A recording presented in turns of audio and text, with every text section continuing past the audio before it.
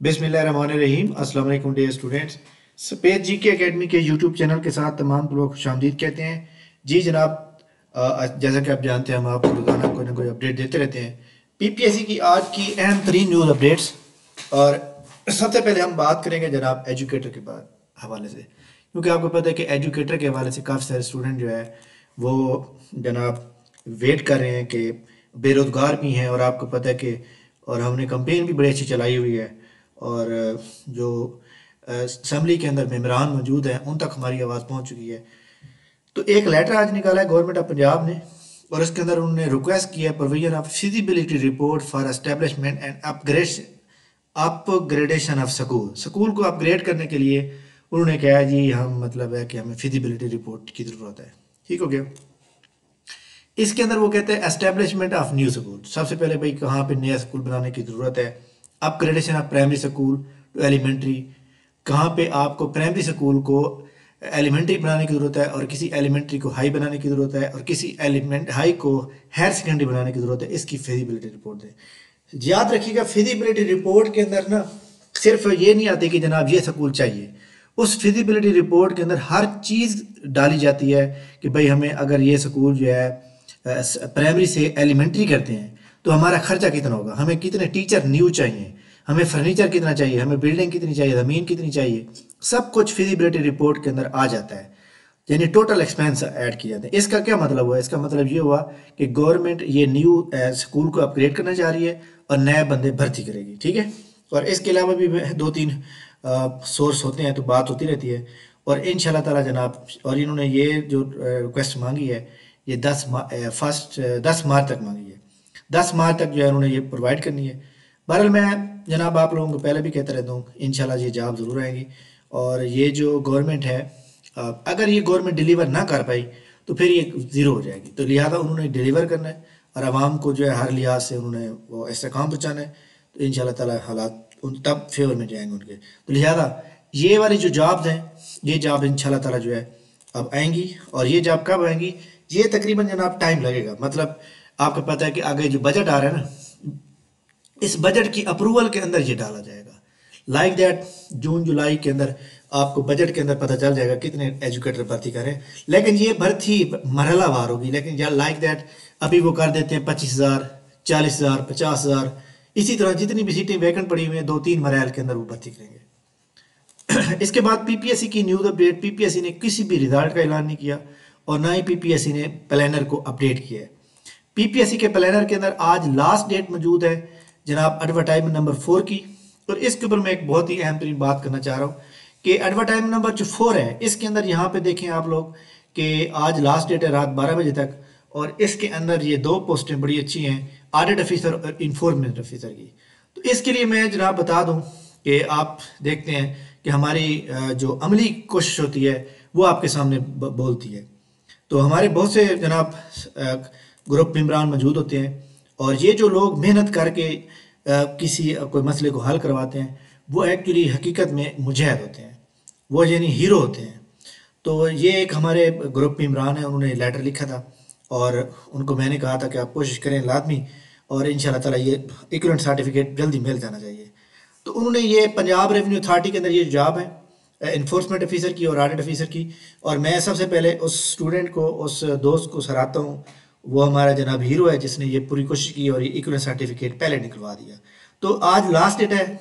देखें जी, C F qualified, CMA, ACMA, BSc honours,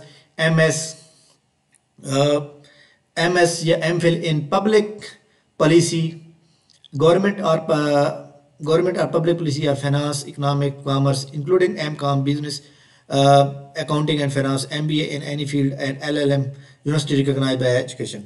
ठीक हो गया। ये कह रहा है इन्फोर्समेंट ऑफिसर के लिए अगर ये क्वालिफिकेशन के बाद ये क्वालिफिकेशन भी है ना आप लोगों के पास तो आप एलिजिबल हैं। ऑडिट ऑफिसर के लिए अगर ये वाली क्वालिफिकेशन मांगी हुई है तो इक्विवेलेंट किसके बराबर होगी? सेम जनाब आपके सामने उन्होंने इसके अंदर किसी किस्म की तब्दीली थोड़ी सी की है कि CMA, ACMA, BSc ऑनर्स और MS, MPhil public finance, public policy, और ये इकोनॉमिक्स हो गया, फाइनेंस हो गया, MCom हो गया, business, accounting, finance, MBA in the any field of the recognise एचर। तो यहाँ पे एक बात क्लियर हो गई, अगर आपकी MBA है, MCOM है, MBA मार्केटिंग है, MBA HRM है, सारे बंदे एलिजिबल हैं। और यहाँ पे एक बात बड़ी अहम लिखी हुई है, BSc ऑनर्स। BSc ऑनर का मतलब ये होता है कि आप FSc के बाद BSc 4 ईयर प्रोग्राम करते हैं। और यहाँ पे उसने ये तो नहीं लिखा ना कि कौन से सब्जेक्ट में करते हैं। तो इसका क्या मतलब हो गया, इसका मतलब ये हुआ गया कि जनाब, लेकिन एक बात बड़ी इंपॉर्टेंट है कि BSc ऑनर या MS या MPhil इन पब्लिक पॉलिसी, तो यानी BSc ऑनर पब्लिक पॉलिसी के अंदर होना चाहिए। ठीक हो गया। तो लिहाजा ये भी आपकी बात क्लियर होगी, आज रात तक कर सकते हैं। और इसकी हमारी पहली क्लास कल थी फ्री सेमिनार, आज हमारी आखिरी फ्री क्लास है जो कि 8:20 पे स्टार्ट होनी है अभी।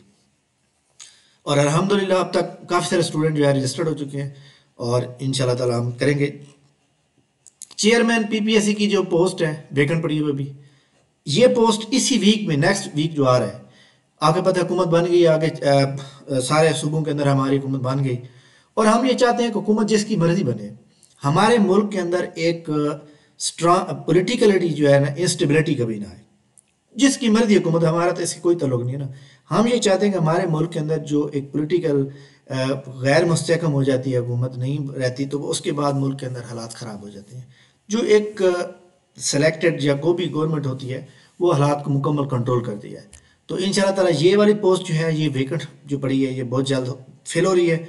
उसके बाद जो है ये सबसे पहले टाइपिंग टेस्ट हो गए कैनाल पटवारी के, बाकी जो टेस्ट रहते हैं। एक बात बड़ी अहम मैं बता दूं आप लोगों को कि अगर आप लोगों को याद हो, पिछले रमज़ान मुबारक के अंदर एक पेपर हो गया था रमज़ान मुबारक के अंदर, और वो था जनाब असिस्टेंट रजिस्ट्रार कोऑपरेटिव सोसाइटी।